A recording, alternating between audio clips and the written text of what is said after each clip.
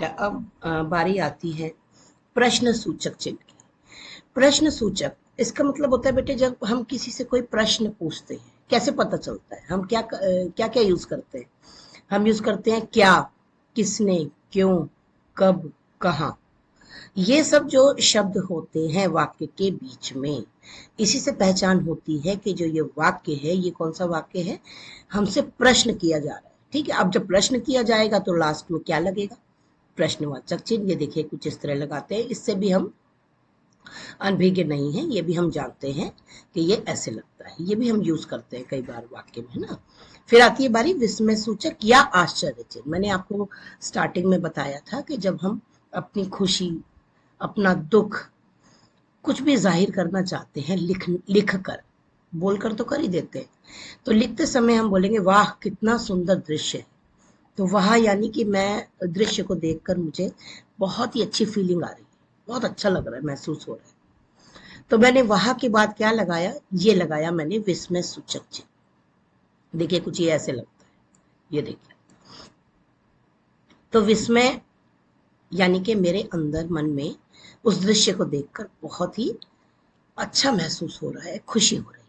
ठीक है, तो मैं बोला वहा, और उसी इन शब्दों की वजह से वहा हो गया, आ हो गया, अरे हो गया, ओ हो गया, उफ हो गया, छी हो गया, इन सब के बाद ही विस्मय सूचक का प्रयोग किया जाता है, बाद में नहीं। मैंने कई बार करेक्शन के टाइम नोटिस किया है कि बच्चे वाक्य के अंत में विस्मय सूचक लगा देते हैं, जो बिल्कुल ही गलत है।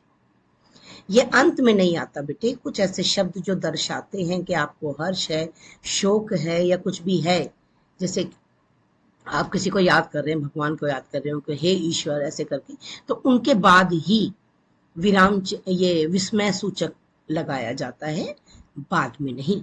लास्ट में तो यहाँ पर बात खत्म होने के बाद आप विराम चिन्ह का ही प्रयोग करेंगे। कौन सा, पूर्ण विराम। ठीक है, नेक्स्ट फिर आता है योजक चिन्ह। योजक क्या होता है, योजक होता है बेटे दो शब्दों के बीच में लगता है, वो एक दूसरे के पूरक भी हो सकते हैं, वो एक दूसरे के विपरीत भी हो सकते हैं। समझ में आ गई। तो जैसे कि अगर मैं कहूं रुपया पैसा, तो ये पूरक है, रुपया भी एक ही चीज है, पैसा भी एक ही चीज है, पूरक हो गए। अब अगर मैं कहूं दिन और रात, ये एक दूसरे के उल्टे हैं, लेकिन आता दोनों में ही, दोनों ही शब्दों के बीच में ये लगाया जाता है, कुछ इस तरह। देखिए ये है ना। अब ये जो होता है छोटा सा होता है, देखिए छोटा क्यों बता रही हूँ, क्योंकि इसके आगे जो निर्देशक चिन्ह लगता है वो इससे थोड़ा सा बड़ा होता है, लंबा, ये छोटा होता है। इसको इंग्लिश में हाइफन बोलते हैं। ठीक है, इसको इंग्लिश में क्या बोलते हैं, हाइफन। और जो बड़ा होता है निर्देशक उसको डैश बोलते हैं, तो इसको क्या बोलते हैं, हाइफन। ये दो शब्दों के बीच में लगाया जाता है, चाहे वो पूरक हो चाहे विलोम। नेक्स्ट चलते हैं निर्देशक चिन्ह। निर्देशक का मतलब होता है जब हम किसी को कोई निर्देश देने जाते हैं। मोस्टली ये ऐसे शब्दों में, प्रश्नों में आता है, जैसे निम्नलिखित शब्दों का उत्तर दीजिए।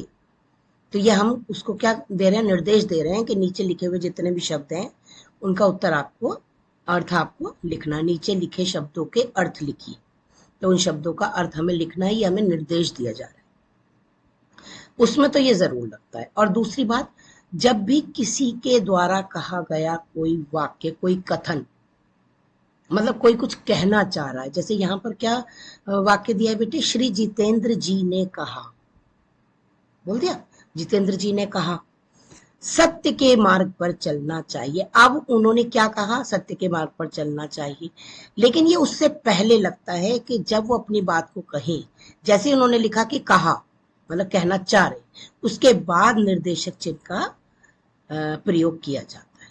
ठीक है, किसी का भी निर्देश देने के लिए। नेक्स्ट अवतरण या उदाहरण चिन्ह। देखिए बेटे उदाहरण चिन्ह दो तरह के होते हैं, एक होता है सिंगल और एक होता है डबल, जिसे एकल और दोहरा, इकहरा और दोहरा बोलते हैं। ठीक है, इकहरा और दोहरा। ठीक है, अब दोहरा का यानी कि डबल कोट्स का प्रयोग कहाँ किया जाता है, गांधी जी ने कहा था, ये तो आपको पता है कि यहाँ पर क्या आएगा, कॉमा आएगा, कहने के बाद अल्प विराम भी आता है और निर्देशक भी आ सकता है। ठीक है, उसके बाद यहाँ पर आया अहिंसा परम धर्म है।